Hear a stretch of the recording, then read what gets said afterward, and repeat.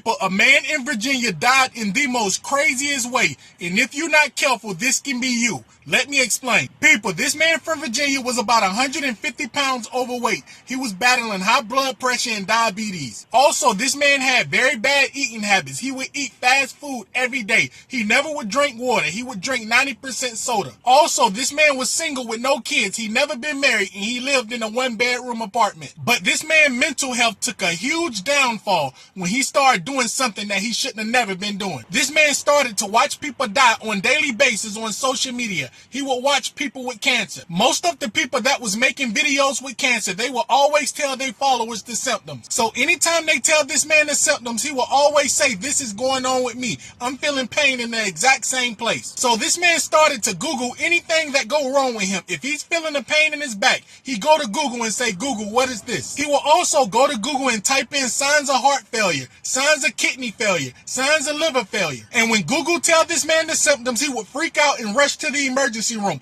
1 month he went to the emergency room over 15 times. Every time he would go to the emergency room, the doctors would tell him he's fine. He just need to lose some weight, but everything is fine. But even though the doctors would do a lot of tests and give him a peace of mind, he would still come back home and watch social media and watch people dying. But everything would change in this man's life when he got fired from his job. Several times on his job, he would leave his job and go to the emergency room, and nothing was wrong with him. He was just scared after watching them videos. Every time he would watch them videos, his heart would race very fast, and he would think something wrong with his heart. And he would go to the emergency room, and they would do an EKG. And every time they did an EKG, nothing was wrong with him. But after this man lost his job, he had a very hard time finding another job in his field. 5 months passed after this man lost his job, and he still haven't found another job. His car got repossessed, and he was about to lose his apartment. Also, this man didn't have any family in Virginia. He relocated from California to Virginia for a job. So when this man's car got repossessed, he became very depressed. When he was about to lose his apartment, he was very depressed. When this man's family called to check on him, he will always lie and say he's okay. He's doing very well, and he's doing very well on his job. He did not want to tell his family he lost his job. Also, he was very depressed because after all the times he went to the hospital and they said he was fine, he still felt like something was wrong with his health because he couldn't stop watching them videos on social media. He also wouldn't stop using Google to find out about his health.